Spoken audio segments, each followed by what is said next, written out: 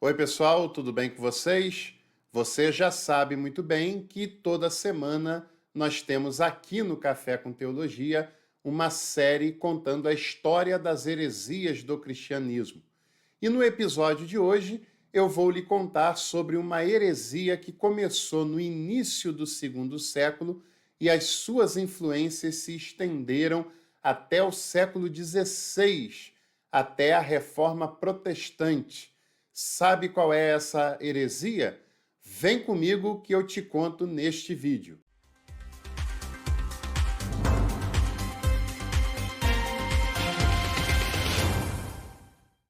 Aproveito também para te fazer o convite para você se tornar membro aqui do canal. O seu apoio com as mensalidades de membro ajudam muito o nosso trabalho e nos dá a possibilidade de ampliarmos as nossas possibilidades, fazermos sempre o melhor para você que nos acompanha. Clica ali em Seja Membro e conheça os nossos pacotes e você ainda vai ter acesso a uma série de cursos teológicos tanto na área de sistemática, teologia bíblica e outras áreas, que vai fazer você aprender muito e ampliar a sua formação. Bom, você já deve ter ouvido falar em Marcião e também no marcionismo. Já parou para pensar e para ler um pouco mais sobre o que era esse personagem e o que ele falou que causou tamanho alvoroço nos primeiros séculos da era cristã? O Marcião, na verdade, nasceu numa cidade chamada Sinop, que ficava numa região chamada de Ponto, na Ásia Menor. Ásia Menor, você sabe bem, é o território correspondente à atual Turquia. O Marcião teria vivido entre o ano 85, portanto, no final do primeiro século, até o ano 160, em meados do segundo século. O seu pai era bispo da região onde ele nasceu, era bispo do Ponto, na Ásia Menor, e desde cedo ele teve uma formação cristã muito presente na sua vida, mas também teve contato com ideias gnósticas desde muito cedo, que muito o influenciou ao longo da sua jornada. Quando jovem, o Marcião abraçou uma vida monástica com muita austeridade, com a prática de um ascetismo muito intenso, né? Abraça desde cedo a prática de jejuns, a abstinência sexual, o celibato, e graças a essa relevância de espiritualidade, como vai se construindo essa ideia naquela época, o Marcião alcançou o presbiterato da igreja da sua época e da sua região. Não tente entender tão bem assim como era ser um presbítero na antiguidade, com os parâmetros do tempo presente, porque são coisas bem diferentes, né? Mas era um cargo importante da vida eclesiástica e o Marcião ascendeu a esse cargo de presbítero. Um tempo depois, ele é expulso da comunhão da igreja, ele é excomungado e expulso da cidade de Sinop, no Ponto, na Ásia Menor. E o responsável pela sua excomunhão e expulsão foi o seu próprio pai, o bispo daquela localidade. Caramba, o que Marcião fez para causar um escândalo desse tamanho e ser excomungado pelo próprio pai? Bom, a história vai contar que o Marcião teria seduzido uma jovem virgem cristã naquele momento. E quando isso veio à tona, claro, para os padrões de espiritualidade daquele tempo, foi um escândalo generalizado e ele acaba sendo excomungado pelo pai e expulso daquela região. Algumas pessoas entendem que essa jovem virgem cristã, na verdade, era a igreja. Era a igreja, na sua pureza, que teria sido afetada pelas ideias gnósticas e perniciosas do Marcião. Outros entendem que isso aconteceu literalmente, que era uma jovem, uma moça, e que foi seduzida pelo Marcião, O fato é que o Marcião teve que sair da sua região natal, permanece na Ásia Menor, ele vai para Éfeso, e quando ele percebe que em Éfeso as suas ideias não estão gerando uma adesão popular, ele se muda para Roma, para a capital do império daquela época, para a cidade mais importante do Ocidente antigo, e em Roma ele começa uma peregrinação e a compartilhar das suas ideias teológicas. Mas o que faz ele ganhar adesão mesmo em Roma não são as suas ideias em princípio. Ele chega na cidade e faz uma generosa doação em dinheiro para a comunidade cristã daquela localidade, e isso abre portas para ele. Claro, o dinheiro sempre abrindo portas, né? E as portas se abrem para o Marcião, e a partir de então ele ganha muita adesão em Roma através das ideias que ele vai pregando, que ele vai falando, que ele vai aderindo e aderindo cada vez mais pessoas à sua causa e à sua pregação. Alguns dizem que o Marcião teve tanto apoio que ele quase chegou ao episcopado da cidade. Isso provavelmente é uma certa provocação de protestantes em relação a católicos, mas o fato é que o Marcião teve uma adesão grande mesmo na cidade de Roma, mas logo no ano de 144 ele foi expulso da comunidade romana e, claro, aquela comunidade teve dignidade, porque ela pegou todo o dinheiro que o Marcião no início tinha ofertado para ela e devolveu ao Marcião para depois expulsá-lo da cidade. E quando expulso, o Marcião resolveu pregar livremente as suas ideias e abriu a sua própria igreja. Os historiadores chegam à conclusão de que o Marcião ele não queria romper com a igreja num primeiro momento, que ele só abre uma igreja, que era um outro contexto. Hoje em dia as pessoas abrem igreja à torta e à direito, por qualquer motivo, sem ter um ideal, sem ter um projeto que seja, mas naquela época isso era algo raríssimo, quase que inédito de acontecer, né? E o Marcião faz isso quando percebe que não há outro caminho.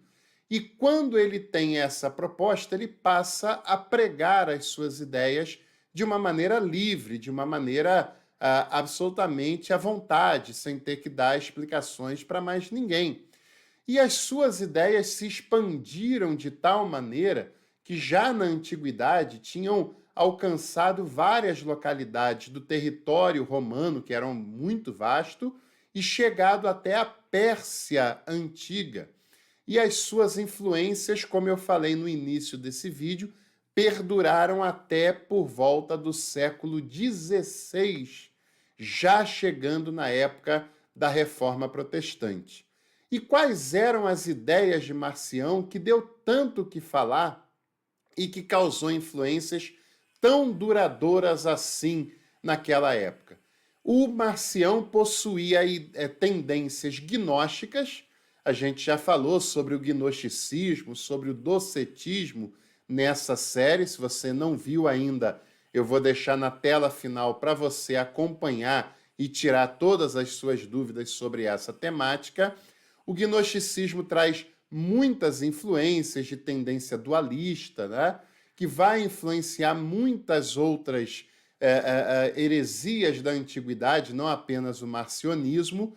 E esse Marcião ele tem essas tendências gnósticas e ele nutriu ao longo da sua vida uma profunda aversão à materialidade. Claro, como um bom gnóstico que ele era, influenciado por esse dualismo, ele tem uma profunda aversão pelo mundo material e também, no caso de Marcião, uma profunda aversão ao judaísmo, porque ele entende que aquilo que ele percebe como deturpação da mensagem original de Jesus, na verdade, foi causada dessa forma por causa da presença judaizante no cristianismo primitivo.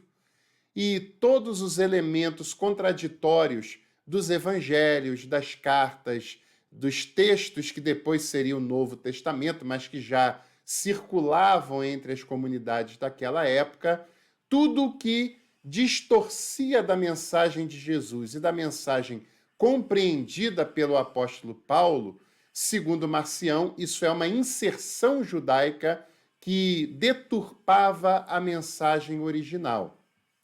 Segundo Marcião, os apóstolos originais, a primeira comunidade, não entende a proposta de Jesus e essa proposta só é entendida pelo apóstolo Paulo através da revelação divina e é Paulo quem vai livrar o cristianismo dessa influência judaica, segundo, claro, as explicações de Marcião.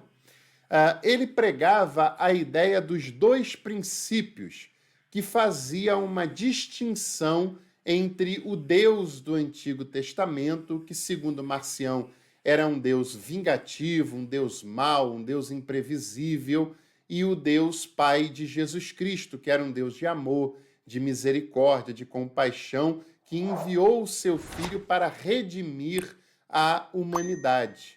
E ele faz uma distinção muito clara como sendo dois deuses diferentes, duas divindades diferentes. E é um tipo de ensinamento que, por mais que a gente critique e por mais que a gente ache absurdo, ela ainda causa influência até os dias de hoje.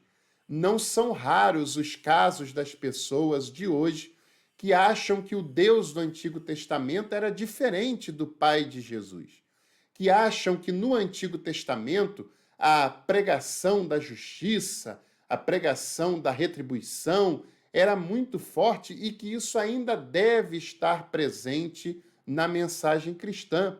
Muitas pessoas que passam aqui pelo canal e se escandalizam quando nós falamos da graça e da misericórdia de Jesus e ainda querem pregar a imprevisibilidade, o castigo divino, a punição divina, como teoricamente acontecia no Antigo Testamento, né? Então, essas influências que estiveram em Marcião continuam ainda muito presentes e o problema não é a divindade do Antigo ou do Novo Testamento. O problema é a maneira como as pessoas compreendiam Deus no Antigo Testamento e como elas compreendem Deus a partir da revelação de Jesus no Novo Testamento. Agora, se você quiser um vídeo falando sobre essa distinção, escreva aqui embaixo nos comentários as palavras distinção de Deus, que se a gente conseguir uma quantidade razoável, eu faço um vídeo falando sobre essa possibilidade, sobre essa distinção que se faz na pessoa divina. O Marcião, na verdade, entende que a criação não é uma obra do Deus amoroso e bondoso, é uma obra do demiurgo, e que a redenção, sim, é obra do Pai de Jesus, que se compadece do ser humano, criado com corpo físico, com corpo material, com muita fragilidade, e vem para resgatá-lo dessa condição tão ruim e tão pejorativa. Ele radicaliza a pregação de Paulo entre a justiça e a graça de Deus de tal maneira que cria essa separação entre o Deus do Antigo Testamento e o Pai de Jesus. Agora, nós também devemos compreender qual era esse conceito de justiça que ele tem e que ele percebe no Antigo Testamento. É uma justiça jurídica, retributiva, que faz com que o transgressor tenha que pagar e ser severamente punido pelo erro que ele cometeu. E quando ele peca contra Deus, que é santo e perfeito, a punição tem que ser maior ainda. Alguns cristãos, inclusive, acham que essa punição deve ser o fogo do inferno, que você já sabe que ele não existe, que ele foi inventado. E se você ainda não viu esse vídeo, vai lá assistir, que eu tenho certeza que você vai compreender essa montagem da ideia do inferno ao longo da história, né? A justiça que Jesus revela é uma justiça baseada no seu amor, na sua misericórdia e na sua compaixão. E isso muitos se escandalizam ou simplesmente rejeitam e não querem aceitar. Para o marcionismo, Jesus tinha um corpo apenas aparente, é aquela ideia do docetismo. Ele não é fruto da intervenção de Maria, né? Ele é um ser celestial, ele é alguém que vem à Terra para pregar a mensagem de seu Pai. O seu corpo é apenas aparente, não é um corpo material de fato, porque ele não poderia encarnar, porque então ele se submeteria à materialidade, que, segundo o argumento gnóstico, segundo o argumento de Marcião, é algo ruim e é algo pejorativo. O Irineu de Lyon também fala sobre o Marcião e também o considera um herege. E o Marcião resolveu criar o seu próprio cânon do Novo Testamento, tendo o Evangelho de Lucas, que era discípulo de Paulo, né? E 10 das cartas de Paulo, a maior ênfase no texto aos Gálatas e no texto aos Romanos. E mesmo nesses textos que ele seleciona, ele faz uma revisão para tirar qualquer tipo de fala que pareça, que se aproxime do judaísmo daquela época, que ele considera uma perversão. O marcionismo também praticava o ascetismo, celibato, jejuns e tudo mais.